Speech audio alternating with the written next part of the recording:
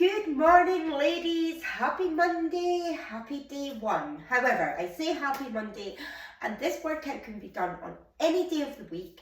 It can be done in the morning, the afternoon, or the evening, and it is designed to work your whole body as a beginner or a little bit more advanced. And I will give you options there to progress or scale it back. I want everybody to get the best from this, so if you do have some dumbbells, you can have them here. Maybe try it body weight the first time, maybe add it in, especially if this is your beginner kind of workout, or if you are coming back to it after a little while off. Okay, so full body. I am going to do all of these in pairs, and then in the workout notes I am going to show you different ways that you can put this together in different lengths depending on the time that you have on the day. If you pick one length for the first time and you want to do it a bit longer the second time, or you have less time the second time, then please change it up. You are not committed to whatever you pick.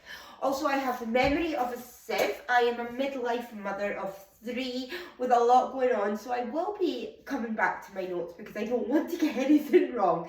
So I'm not constantly looking away from you. I am just making sure I give you the correct information. Okay, so exercise 1 in pair 1 is all about that lower body, okay? So we are going to squat. Now, for me, the ideal position is legs, and for most people, slightly wider than hip width, with the toes ever so slightly pointed out. And we are going to squat down. Now, you're aiming to get that bum down to knee height, maybe a little bit lower if you can. Okay, I'll show you that side up. Okay. Also, excuse my breathing, I have the cold. So there is your squat. Now, if that doesn't work for you, you can take your legs a little bit wider. It does work the way you are working. It changes the way you're working the legs. You'll get more inner thigh. But if you are here and can only get to here, then I would prefer you to take your legs just a little bit wider and get a little bit lower, okay? Now, if you want to scale that, RX that option, so make it a little bit more difficult, you can hold 2 dumbbells here or 1 dumbbell here, depending on what you have, and hold them there, okay? And still get into that. That'll make it a little bit more difficult, but body weight is absolutely amazing. Make sure you're keeping your weight in the heels, and then on the way up, you're pushing through the heels, squeezing the bum. So hold your bum if you're not holding weights, and make sure that you can feel that squeeze. Exercise 2 of this pair is a squat jump, okay? So legs slightly wider than hip width again. Use the arms to elevate you, okay? We're landing low, jumping high. If jumping is not for you for any reason, whether it be that you can't jump right now, you don't want to jump, you know, issues with your joints or things like that, you can squat to toe, okay? So squat to toe, squat to toe. Perfectly acceptable option, not easy, actually gives you much more opportunity to squeeze the bum, squeeze the quads, and you might actually feel it a little bit more, whereas the squat jump will probably leave you a little bit more breathless. So that is your first pair. I hope you like it. Okay, pair 2. Press ups and mountain climbers. So this is taking a little bit of upper body into consideration, a bit of shoulders, a bit of chest, also working that core, although you do work your core in every exercise. Okay, so let's have a look at a press up. So first of all, guys, in a press up, you lead with the chest. It's a chest exercise. You do get different forms of press ups, but we are going to be doing one where the arms are just outside of shoulder width, and we're going to be working those nice big chest muscles, okay? So, and we're coming down and up. Now, as you can see in that press up, I lead with the chest. I don't lead with the head, and I don't lead with the belly. So let me show you one that's not right. Leading with the head, not a press up, or leading with the belly, not a press up. Also, I would prefer, if you can, to get a full range of motion. Now, depending on, we might have tight shoulders, we might have tight chest, you might not get a full range of motion, but it's something that you want to work up to. So if you're only getting to here, okay, then why not drop to your knees and come down lower? And then you're really working the chest muscles. Also, on the knees is a perfectly acceptable option, especially as a woman.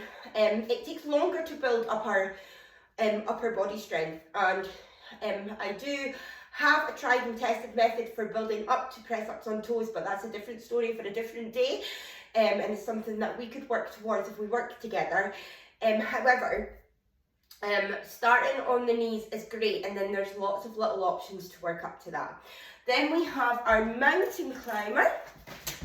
Okay, so we're not doing this rushed, it's not cardio. So we're going straight down the middle, keeping the bum down as you can see. We're not jiggling about, so we're not jiggling about all over the place. That was a terrible example. Again, this can be done on your knees, and you're still working your core. You're still getting the shoulder stability. You'll still feel it across here. Or you can be on your toes, but just do it a whole load slower. Then you're probably going to get a lot more upper body feels. So that is exercise 2.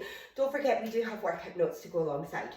Okay, now we have our bear tap and our under switch. So this is a little bit more tricky. This is a lot more core focused, but again, some upper body. So a bear, first of all. This is a bear, okay?